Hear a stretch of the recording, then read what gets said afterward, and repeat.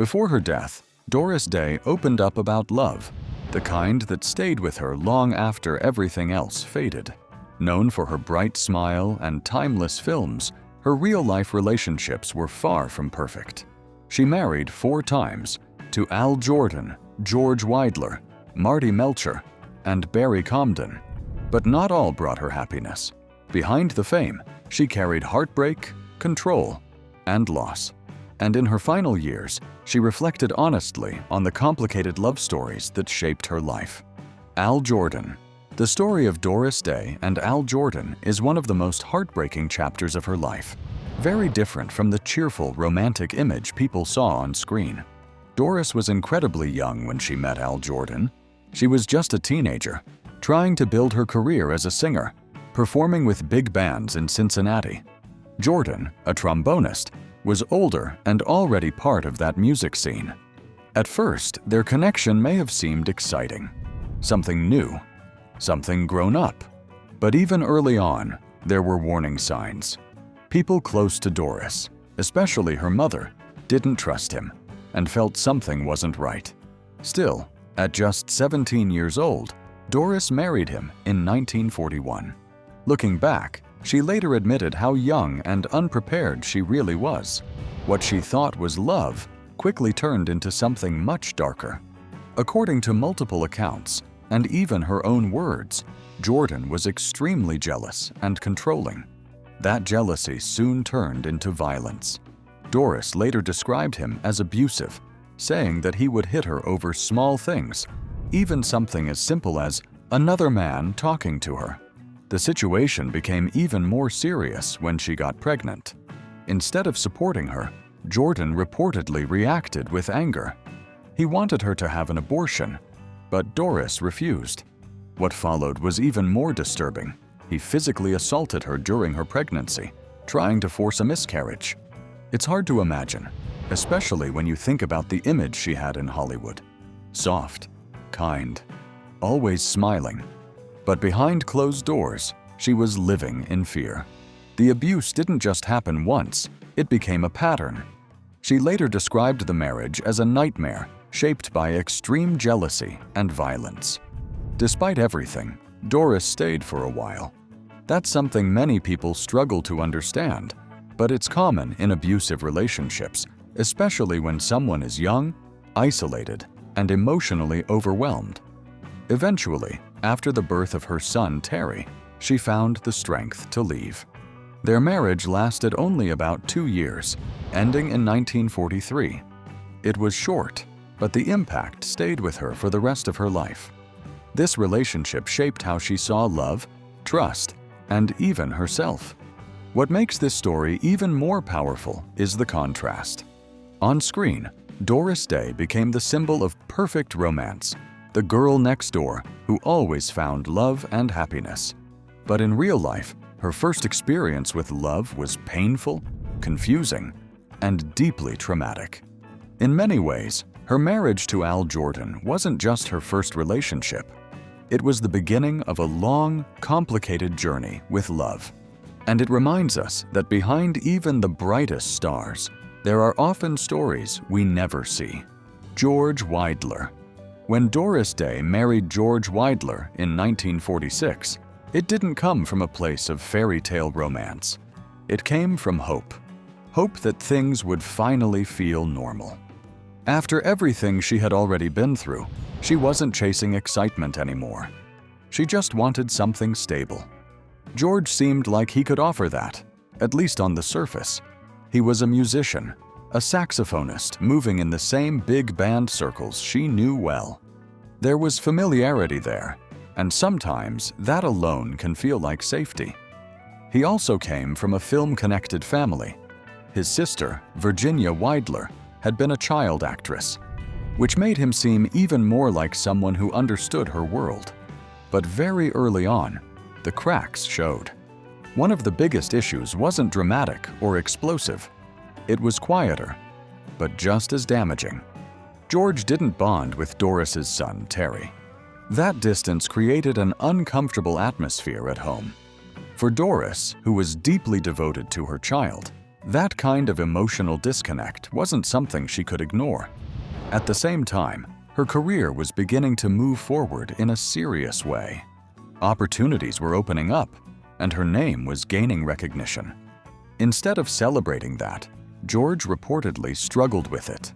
There was a growing sense that her success made him feel smaller, like he was being pushed into the background of her life rather than being part of it. That kind of insecurity has a way of changing everything. Conversations become tense. Small issues turn into bigger ones. And slowly, the relationship starts to feel less like a partnership and more like a constant imbalance. Their living situation didn't help either.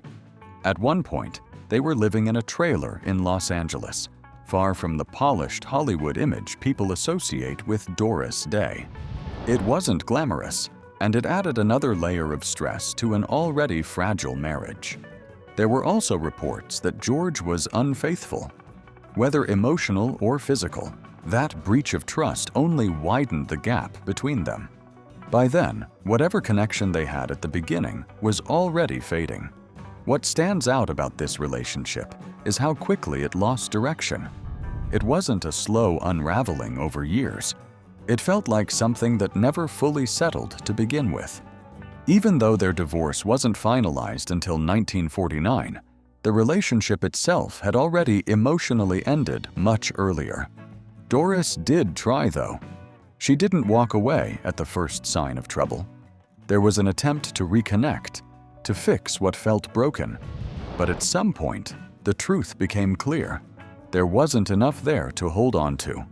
In some accounts, George himself admitted that what they had wasn't really love in the way it needed to be. And just like that, it ended. No huge scandal. No dramatic final moment. Just the quiet realization that it wasn't working. Her marriage to George Widler didn't leave the same kind of scars as her first, but it did leave something else behind. A sense that even when things look calm on the outside, they can still feel completely off underneath. Marty Melcher. When Doris Day married Marty Melcher in 1951, it didn't feel uncertain or rushed. It felt like relief. After 2 difficult marriages, this one looked steady, almost reassuring. Marty wasn't just a partner. He was also her manager, someone who understood the business side of her life and seemed deeply invested in her success. At first, everything about him made sense. He helped guide her career, negotiated strong deals, and played a big role in turning her into one of Hollywood's biggest stars of the 1950s and 60s. From the outside, it looked like the perfect setup. Love and career working hand in hand. And for a while, Doris believed she had finally found the kind of stability she had been searching for. He also stepped into her personal life in a big way. Marty adopted her son, Terry, giving him his last name and becoming a father figure. That mattered to Doris. It made their relationship feel more complete, more like a real family unit. But the thing about this marriage is, it didn't fall apart loudly. It slowly revealed itself over time. Marty had a strong personality, especially when it came to business. He was deeply involved in every decision Doris made, and over time, that control became more noticeable. Some people in the industry even described him as overly focused on money, someone who cared more about financial gain than anything else. Still, Doris trusted him completely. And that trust is what makes this story hit harder. For years, Marty managed her finances along with his business partner, Jerome Rosenthal. Doris stayed focused on her work, her films, her music, believing everything behind the scenes was being handled properly. She didn't question it. She didn't look too closely.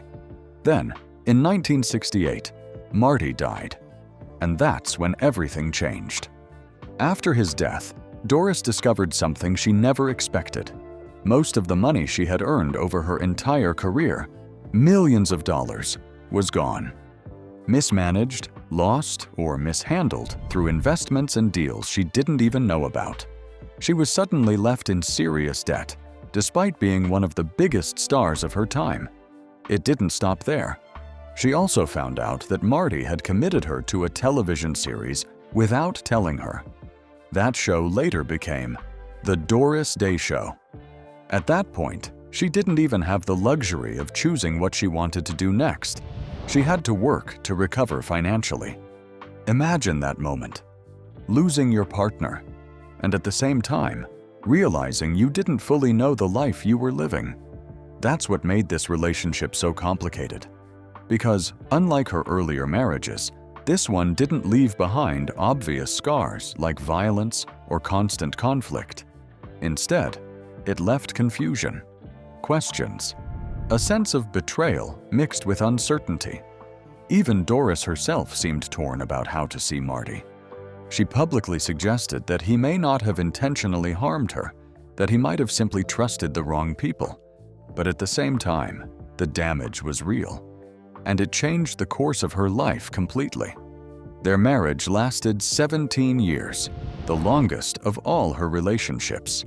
And in many ways, it defined both the peak of her success and one of her most difficult personal turning points. What makes this story different is that it's not just about love going wrong. It's about trust being misplaced in a quieter, more complicated way. And sometimes, that kind of heartbreak takes longer to fully understand. Barry Comden. By the time Doris Day met Barry Comden, her life had already seen more than its share of emotional highs and painful surprises. This wasn't a young woman chasing love anymore. This was someone older, wiser, and honestly, a little more guarded. And yet, the way they met feels almost unexpectedly sweet. Barry wasn't from Hollywood in the traditional sense. He worked as a maitre d' at a restaurant Doris liked to visit. That's where it started. Simple conversations, small gestures. He paid attention to the things she cared about. Most of all, he noticed how much she loved animals. At one point, he even sent her home with leftovers specifically for her dogs. It sounds small, but for Doris, that meant something. That connection grew, and in 1976, they got married. By then, Doris had already stepped away from the peak of her Hollywood career. Life was quieter, more personal. So this marriage didn't come with the same pressure of fame. It felt more like a chance at companionship. But here's where things start to shift. Barry was very different from her previous husbands. He was younger than her, more energetic, and had a business mindset. Not long after they got together, he came up with the idea of launching a pet food brand using Doris's name. On paper, it made sense. She loved animals, and the profits were supposed to support animal welfare work, something she deeply believed in. The idea wasn't the problem. What followed was, the business quickly became messy. The people involved turned it into something close to a pyramid-style operation, and things started falling apart behind the scenes. Once again, Doris found herself caught in a situation she hadn't fully controlled, trusting people who didn't handle things properly. And that pattern, trust, followed by disappointment, started to feel familiar. At the same time, their personal life wasn't as easy as it looked from the outside. They moved to Carmel, California, hoping for a peaceful life together.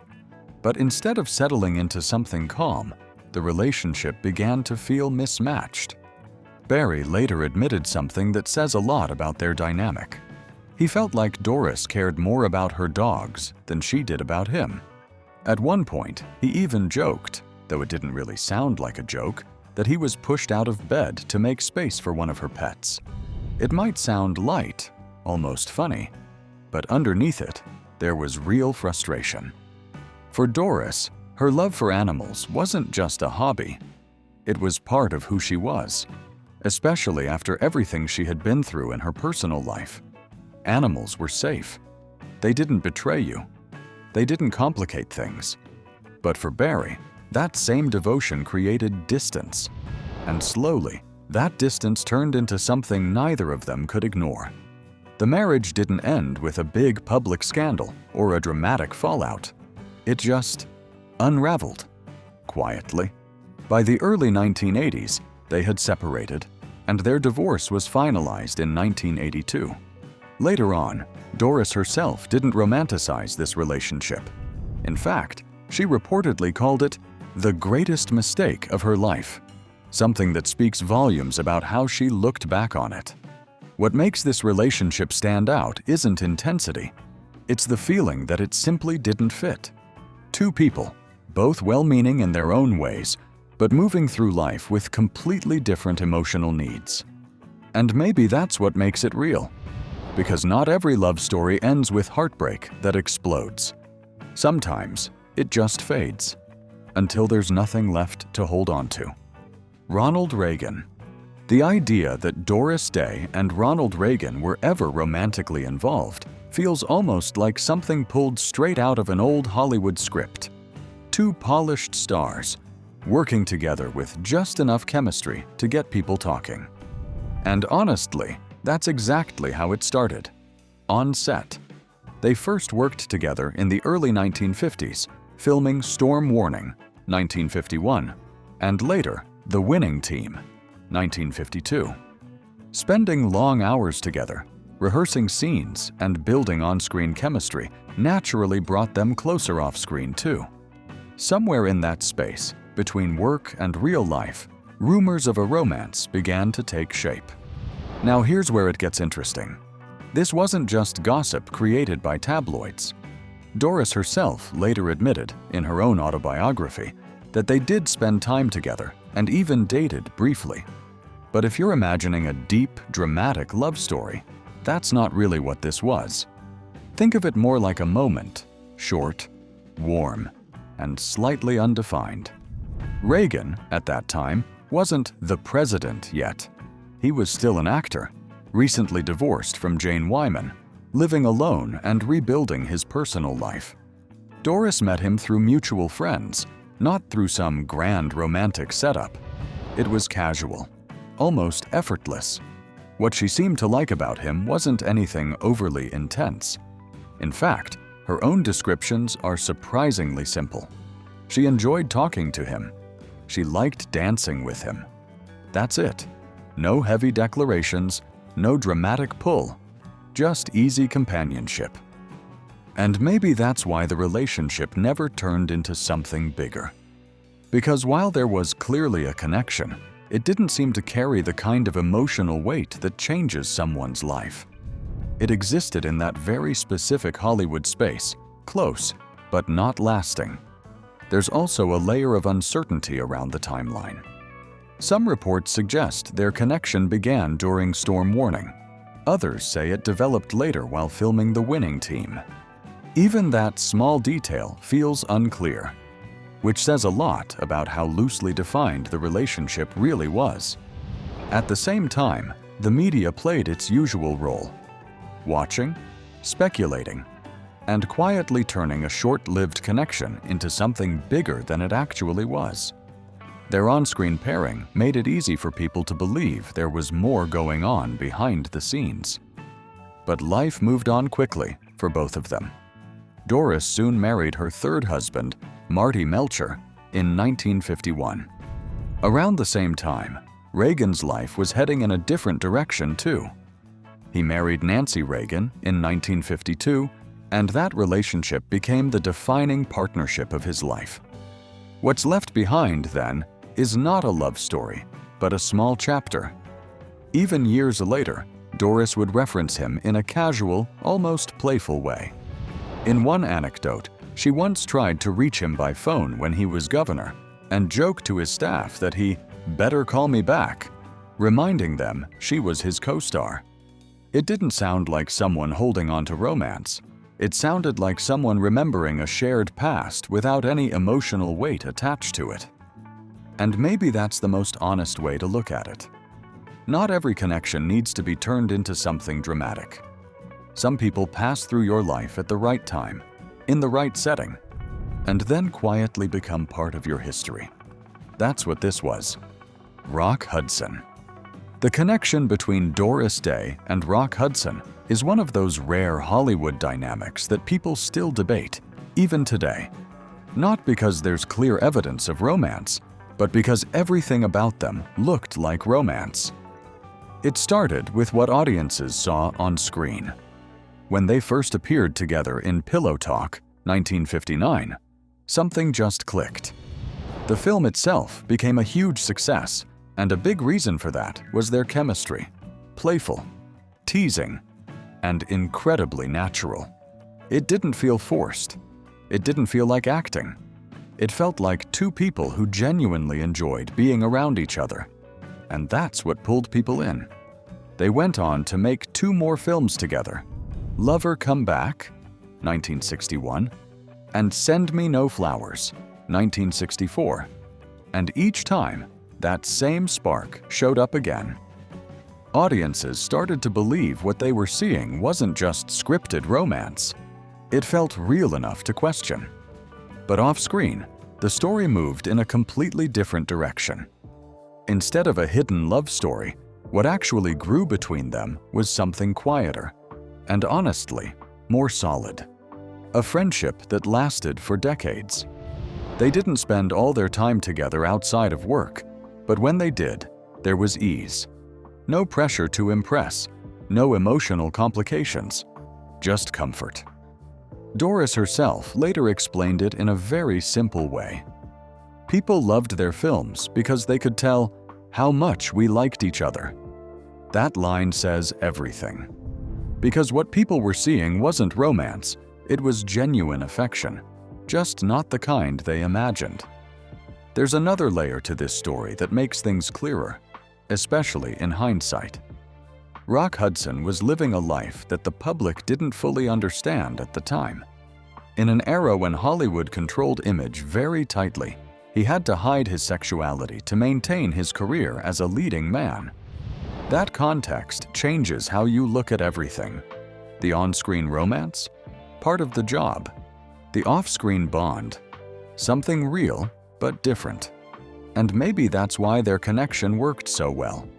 They both understood what it meant to live behind a carefully crafted public image. Doris was often presented as the perfect, wholesome woman, while Rock was framed as the ideal romantic hero. Neither image told the full truth. So when they were together, there was a kind of unspoken understanding. No pretending needed. Their friendship didn't fade after their films ended either. It stayed intact for years, right up until the final chapter of Rock Hudson's life. In 1985, when he appeared on Doris's television show, it became clear something was wrong.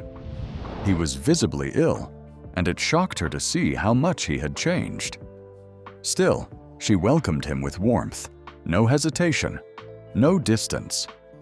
That moment is often remembered not for drama, but for loyalty. She didn't treat him like a former co-star. She treated him like someone who mattered.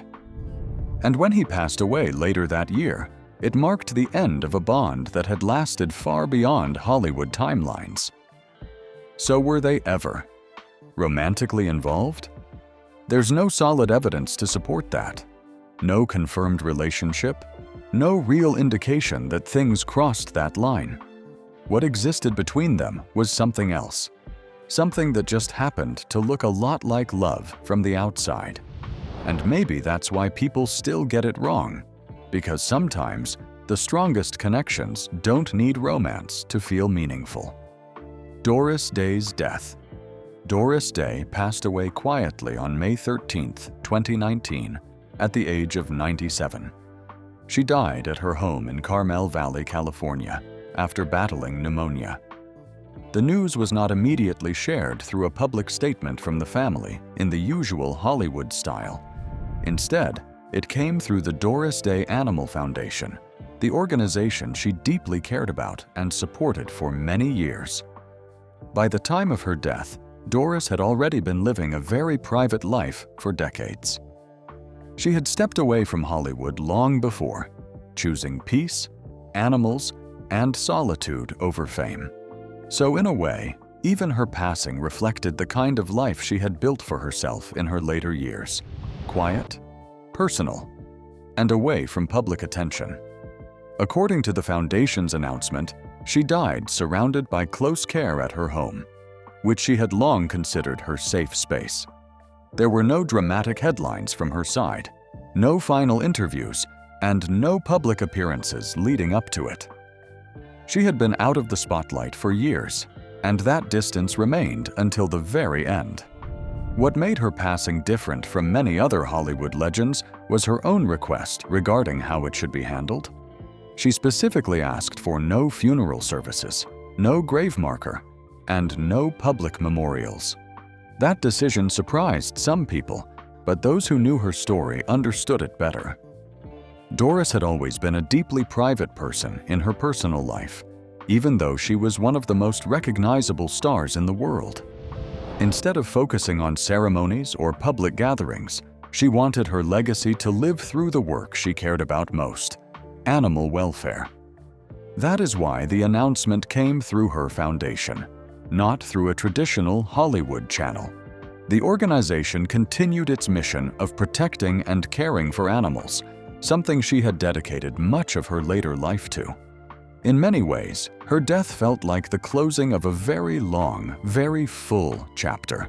She had lived through the golden age of Hollywood, become one of its brightest stars, experienced multiple marriages, financial struggles, and personal heartbreak, and then stepped away entirely to build a quieter life on her own terms.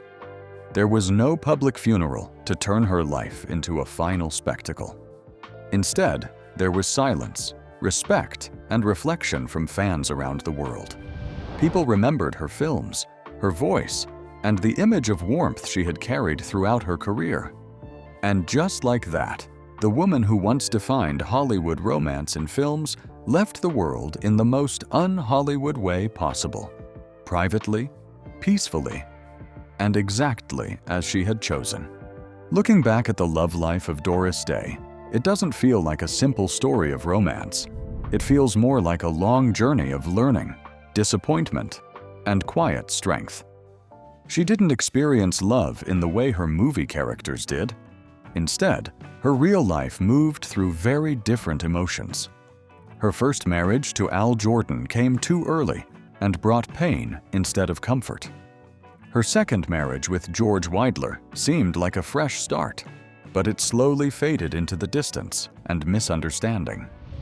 Then came her long marriage with Marty Melcher, which gave her stability for a while, but later left behind confusion and financial shock after his death. Her final marriage to Barry Comden brought companionship, but even that relationship ended in separation, showing again how complicated love had become for her. Across all these relationships, one thing stays clear: Doris Day kept hoping. Even after heartbreak, she still tried again. She still believed that things could be better the next time. That hope is what makes her story feel so human. She wasn't someone who gave up on love easily, even when life gave her reasons to. There were also moments of speculation and rumor around figures like Ronald Reagan and Rock Hudson, but none of those connections defined her emotionally in the way her marriages did. What really shaped her was the cycle of trust, disappointment, and resilience. In the end, Doris Day's love life was not about perfect endings. It was about real experiences, some gentle, some painful, all deeply personal. And maybe that is why her story still connects with people today. Because behind the fame and the happy screen image, she lived through the same emotional struggles many people face: wanting love, losing it, and still finding the strength to move forward. Her journey reminds us that love is not always simple or cinematic. Sometimes it is messy, sometimes it hurts, and sometimes it teaches us more than it comforts us. If you enjoyed this video, make sure to like, share, and subscribe for more untold Hollywood stories.